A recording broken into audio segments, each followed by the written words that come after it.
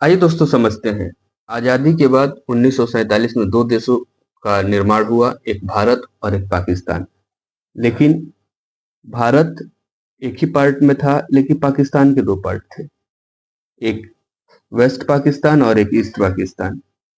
होता क्या था, 1947 के बाद ये लोग मजहबी तौर पे अलग तो हुए थे, लेकिन ईस्ट पाकिस्तान जो था उसमें करीब 85% जनसंख्या वहां पे थी, लेकिन बजट का करीब 85% पैसे वेस्ट पाकिस्तान में खर्च होते थे।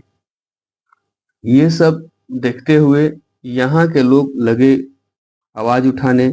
यहाँ पे सेना की संख्या भी कम थी, यहाँ पे सेना भी ज्यादा थी, ज्यादा लोग वेस्ट पाकिस्तान के ही सेना में आते थे। ये सब असमानताएं देख के लोगों में असंतोष आने लगा और लोग सोचने लगे कि हम लोग 1971 आते आते लगा विद्रोह होने कि अब हम पाकिस्तान के साथ नहीं रहेंगे। जैसे ही इन लोगों ने कहा कि हम पाकिस्तान के साथ नहीं रहेंगे, तो बांग्लादेश की डिमांड आने लगी, और बांग्लादेश की जब डिमांड आने लगी तो वेस्ट पाकिस्तान के द्वारा क्या किया गया कि ईस्ट पाकिस्तान पे सर्च लाइट ऑपरेशन चलाया गया, और ये सेम हिटलर की तरह किया गया था। इसमें हुआ क्या कि 30 लाख से ज्यादा लोग सर्च लाइट में मारे गए, और 10 लाख महिलाओं के बलात्कार और 30 लाख लोगों के मारे जाने के बाद बांग्लादेश का निर्माण होता है। शेख मुजीबुर रहमान राष्ट्रपिता की भूमिका में आते हैं और वहां पे बांग्लादेश की निर्माण होती है। लेकिन ये बात तब जाकर संभव हुई जब भारत ने बांग्लादेश का सहयोग किया। बांग्लादेश का निर्माण करने में भारत का उतना ही बड़ा सहयोग है जितना कि बांग्लादेशियों का है।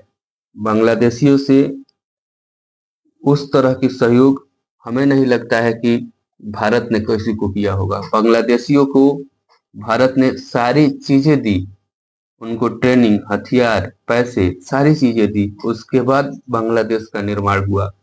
ऐसे नहीं है कि बांग्लादेश का निर्माण हो गया। भारत ने क्या नहीं किया बांग्लादेश के लिए, सारी चीजें करने के बाद निर्माण हुई। और 93,000 सैनिक, आज तक की हिस्ट्री में 93,000 के आसपास में सैनिकों ने सरेंडर किया था, और इन सैनिकों ने, पाकिस्तानी सैनिकों ने सरेंडर किया, और इसे भारत ने बांग्लादेश बनाने के बाद फिर यहां से छोड़ा।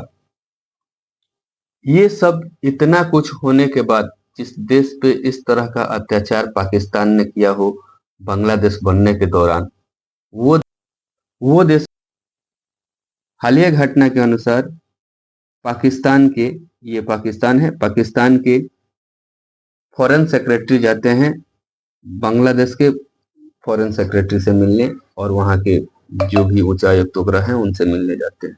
मिलने के बाद यदि 4 शर्तें पाकिस्तान मान लेता है तो हम उनके साथ बात करने के लिए तैयार हैं, या उनके साथ सहयोग के लिए तैयार हैं।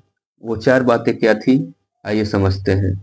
वो 4 बातें, पहली बात तो 1971 में जो जीनोसाइड हुआ था, उस जीनोसाइड को, 1971 के जीनोसाइड को जो हुआ था उसके लिए पाकिस्तान सॉरी बोले। अब बताओ, इस तरह के जीनोसाइड पे ये सॉरी की बात कर रहा है।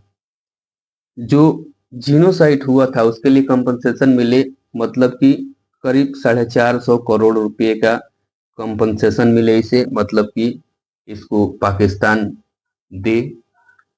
इसके बाद 1970 में एक साइक्लोन आया था, भोला, और भोला साइक्लोन के चलते बांग्लादेश का क्षेत्र प्रभावित था, लेकिन वो पाकिस्तान के साथ था, इसलिए सारे पैसे वेस्ट पाकिस्तान, मतलब कि अभी का जो पाकिस्तान है, उसके स्टेट बैंक में चले गए। और वो पैसे इसने, भोला चक्रवात के दौरान जो आया था पैसा, वो इसे नहीं मिला। कहा कि वो पैसे हमें वापस करो। और रीपार्टीशन, जो बिहार यूपी से जो मुस्लिम चले गए थे बांग्लादेश में, और वो पाकिस्तान जाना चाहते थे पार्टीशन के टाइम पे, लेकिन वो रह गए इसके पास, तो इसने कहा कि रीपार्टीशन होनी चाहिए, मतलब कि तुम 5 से 6 लाख जो मुस्लिम हैं उनको लेके जाओ। ये मतलब कि 4 शर्तें अगर पाकिस्तान मानता है तो मैं पाकिस्तान के साथ कोई दिक्कत नहीं है, हम भुला जाएंगे कि तुमने हमारी महिलाओं को मारा था, तुमने हमारे साथ किसी भी तरह की इस तरह की जीनोसाइड किया था, उस जीनोसाइड को हम भूल सकते हैं।